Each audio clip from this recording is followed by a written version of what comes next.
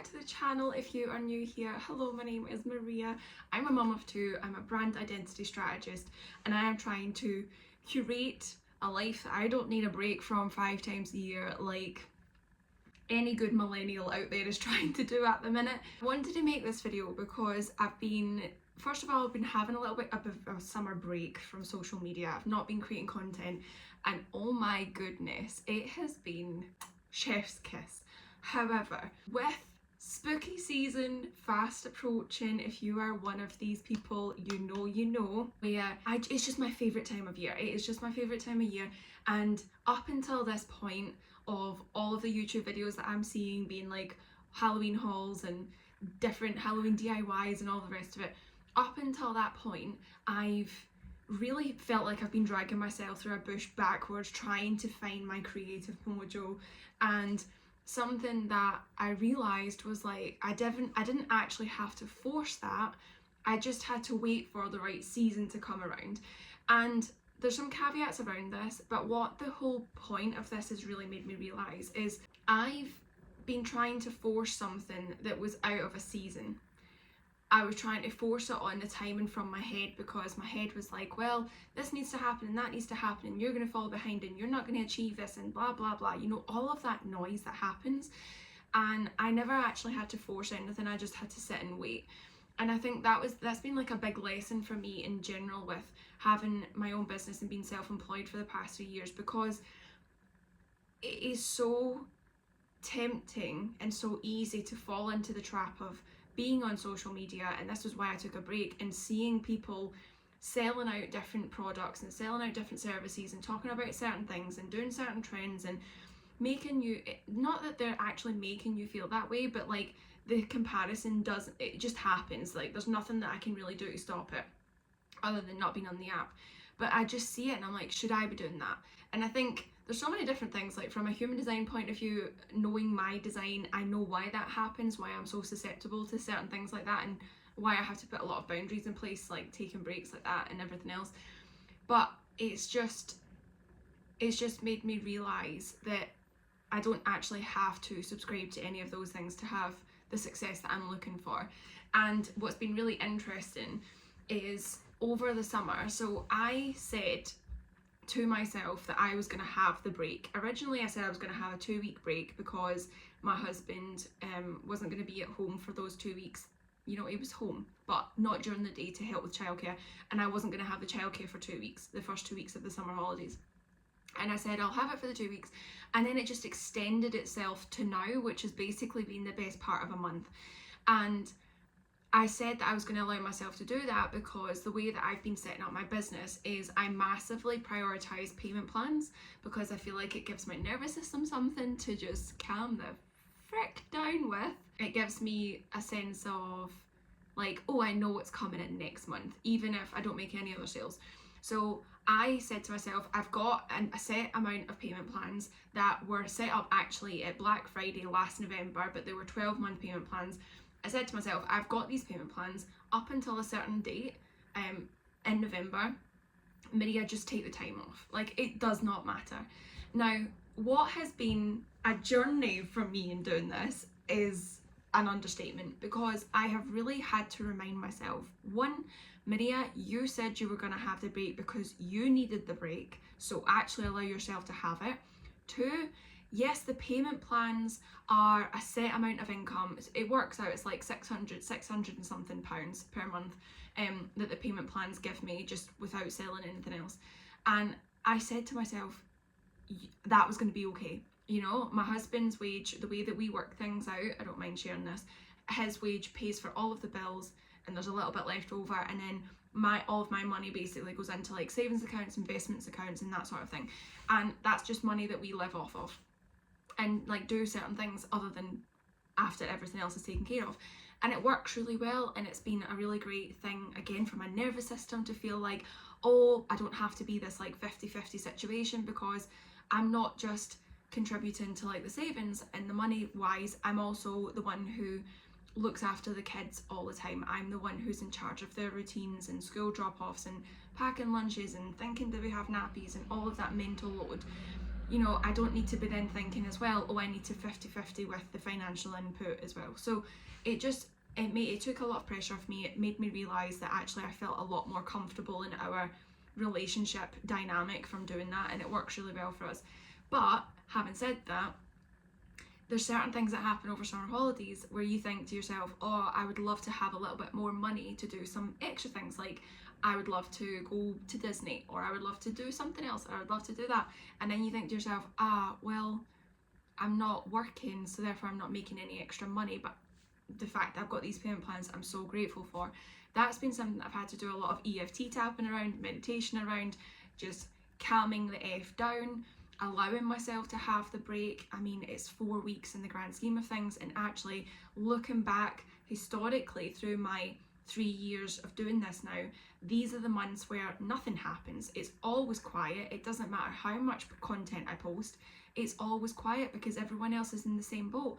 They don't want to be inside creating content or consuming content. They want to be out on holiday with their family doing different things, and it's like, why fight that natural order? So that's something that has been a really big a really interesting point for me, of actually saying, well, things have a season. My creativity will come back when it's time for it to come back. Allow myself to actually have the break.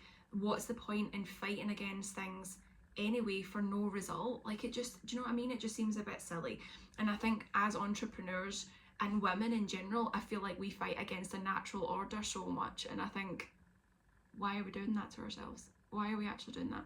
So that's been a little bit of a reality that I wanted to share, to be honest, because I think it can be really easy to get caught up in people on social media still saying, oh, well, I've been selling my September, my October, my December offers, and I've made more money this month than any other time.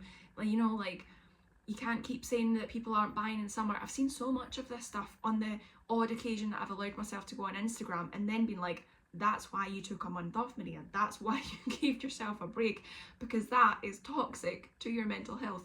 So I think I just wanted to share maybe a different reality of, yeah, I've not made the most money in my business ever because this is a quiet time, and I'm letting it be a quiet time because I actually want to be quiet myself. But it is so interesting now that all of my creativity is coming back. Jack's perched up there because we are so excited for spooky season. It is windy, rainy and grey today, and the leaves are falling, and I'm just like, it's coming. And it's fun because my husband and I, we've not got the kids today, they're at their grandparents. We're going to go for lunch, and then I'm going to go to HomeSense and I'm going to look at all the new Halloween stuff, and I'm really thinking that I'm going to make a new Instagram account just for funsies, just to share what's in the shops, what I'm loving, what I like, what I dislike, some fun DIYs. This is honestly my favourite season of the year.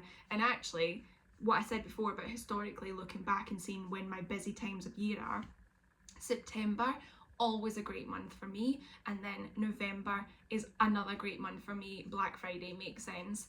Like I said, I've been living off basically payment plans that I made in November last year, and you just think to yourself, we became entrepreneurs so that we could have more control in our life around how we spend our time, how we spend our energy.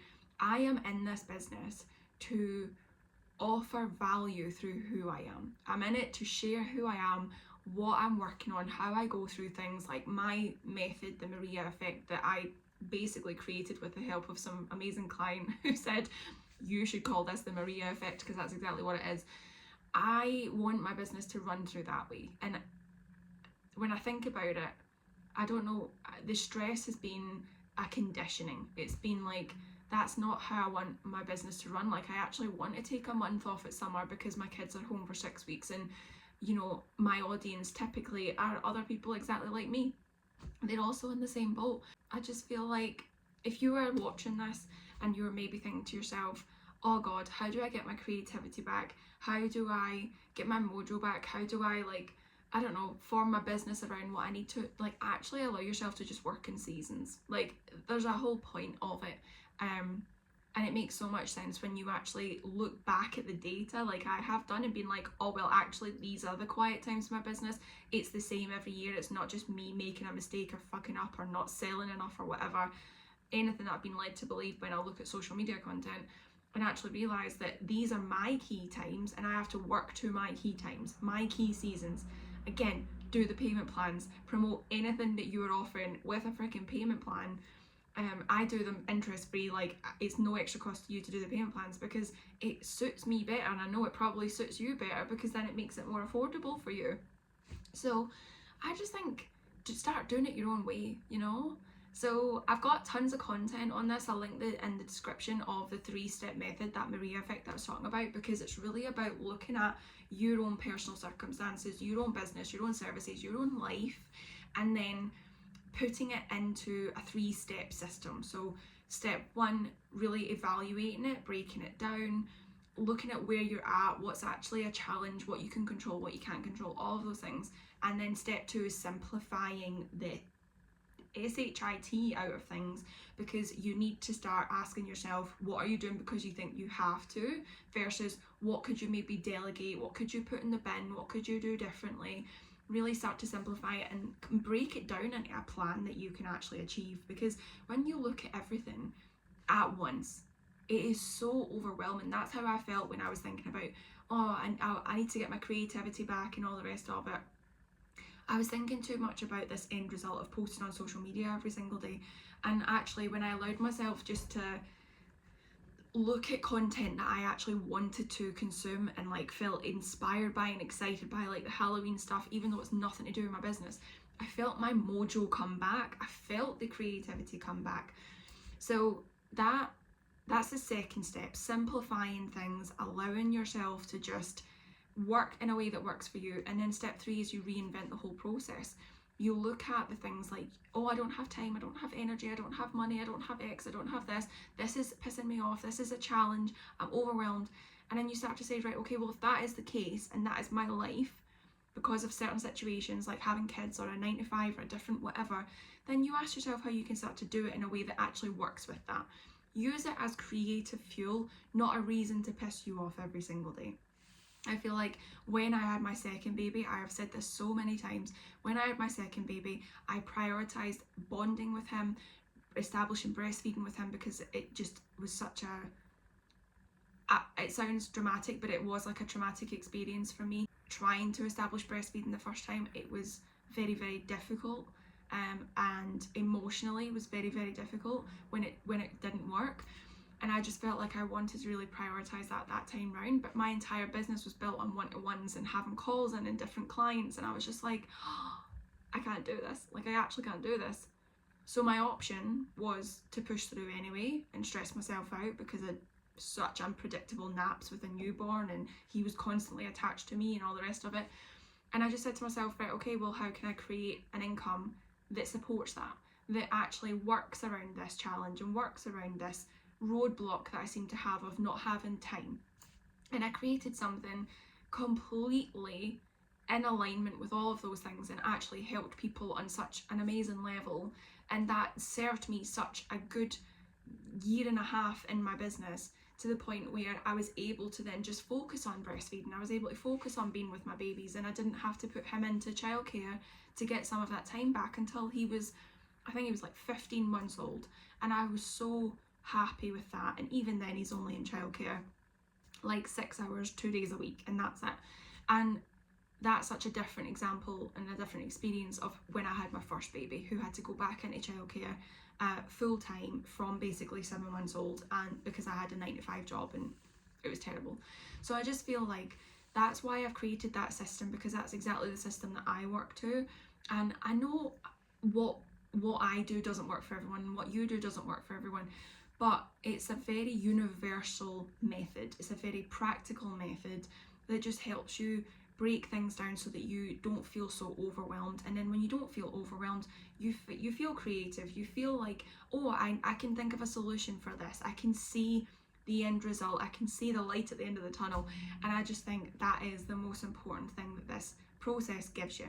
So I hope that helps you. And if you like more content like this, but you also love a little bit of behind the scenes of mum life and all of that sort of stuff in different vlogs, then hit the like button, subscribe to the channel, and I would love to have you here. Bye.